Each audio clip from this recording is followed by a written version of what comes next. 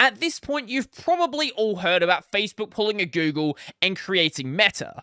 They realized that they were way too easy to sue, and there was way too much public scrutiny on the Facebook name. So rather than cleaning up their public image and becoming a well-liked and reputable company, instead of doing that, they create a parent company and then stop doing as much sketchy stuff in the sub-brands, so Facebook, WhatsApp, Instagram, Oculus, but move all of that stuff up to a different company, basically creating Alphabet. It also allows them to keep all of their distinct sub-brands on one product area rather than using this one name and then muddling up what they do. And there's been this massive scandal around the usage of the Meta name. It's an absolute train wreck of the situation with groups that may be possibly grifters, and there might be some potential trademark violations. And I don't like Facebook as much as the next guy, but there is one company that is making the rounds in the media.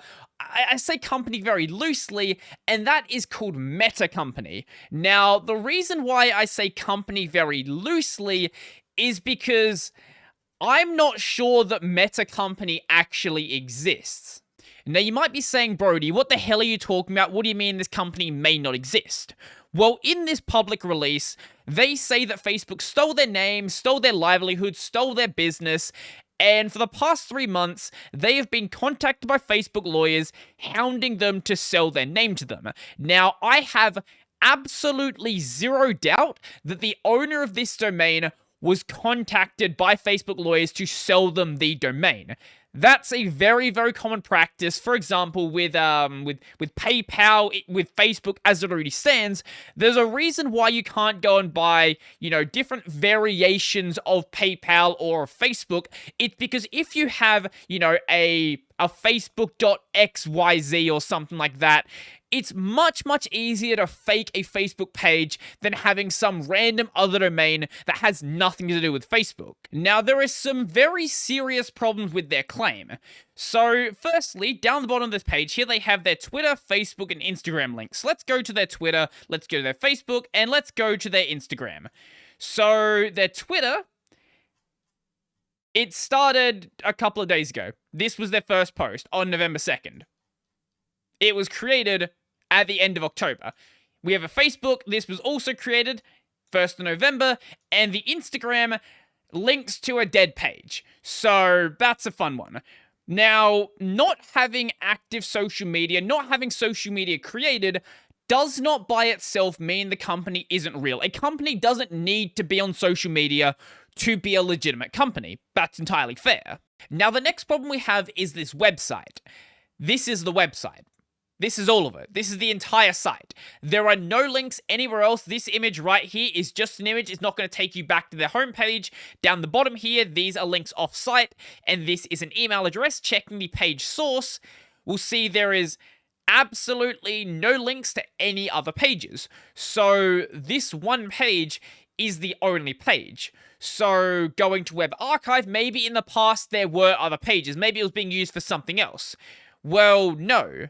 Because before November, there was nothing on the site. This one in 2018 has an orange dot on it. Orange basically means the URL was not found. And looking at the who is information for the MetaCompany site, obviously we can't see most of it because they're with a sensible domain provider, but we can see that it was registered back in 2014.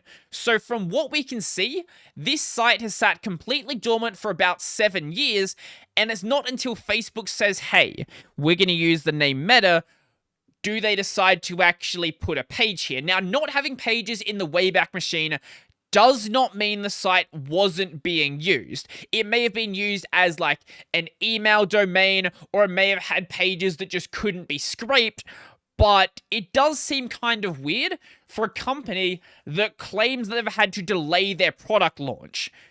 How are you planning to launch a product without any web presence? No, you do not need a website to launch a product or to have a company, but it seems very, very suspicious that a company in 2021 would not have any sort of social media or any sort of online presence at all. Now, I'm a YouTuber, I have some level of PR knowledge, but I'm by no means a PR expert. But how are you planning to get people to know about your product? Who's going to buy it? What industry do you use? Where is the product going to be sold? How are they going to get it sent to you? Is it going to be in stores? Is it going to be shipped? Are you going to do it through Amazon? What are we doing here? How do you plan to do this? Nothing is being shown from this site, and that just seems weird. But it gets even weirder still. So MetaCompany claims that by Facebook using the Meta name, they are violating the trademark that MetaCompany has on the term Meta. Now, I did some digging, and some trademarks do exist. So here is one for MetaCompany, and here is one for Meta, but with a period on the end. We'll get to this one in just a moment. So the problem that this trademark has is I'm not sure if this is a trademark that they actually own, because the logo they have associated with this trademark doesn't align with the logo they are using. That seems like a pretty big oversight. It's not something that you are required to do. You could just make a new logo and then not trademark that logo, but it does seem very, very strange. As for the Meta trademark, this trademark has been abandoned. Now, trademarks and trademark infringement only really has meaning if someone is using your trademark in a similar or somewhat clashing industry. So if I filed a trademark for Meta, for example, and then I use it to make a VR company, and then someone else goes and makes an AR company. Those are both in fairly similar fields, and you have a case there for trademark infringement. Now, I am no lawyer, so speak to an actual lawyer if you need legal advice. But if you then use the Meta name to go and make a gardening company, those are two very distinct industries, and there's no way for those to be confused. So the Meta trademark, assuming it wasn't abandoned, was filed for software as a service services featuring software for capturing and storing screen data for the purpose of pattern recognition and machine learning. As for the MetaCompany trademark, this was filed for consulting services in the field of design, selection, implementation, and use of computer hardware and software systems for others, development and implementation of software, hardware, and technology solutions for the purpose of productization of electronic components and electronic systems. Now, as for the Facebook Meta trademark, this was filed for, God, a lot of things. But there are things in here like computer hardware, machine learning, and things that would potentially clash, assuming that, this had a case and this actually wasn't a completely different trademark. Now, don't think I'm done here because it gets kind of worse. So, Nate Skulic.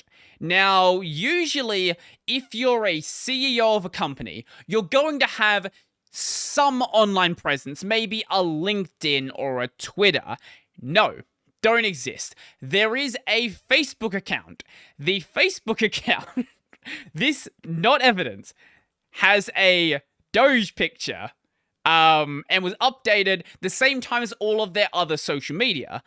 And the only other account that can be linked back to Nate Skulic is a Y Combinator account that was created at the same time as all of the other social media.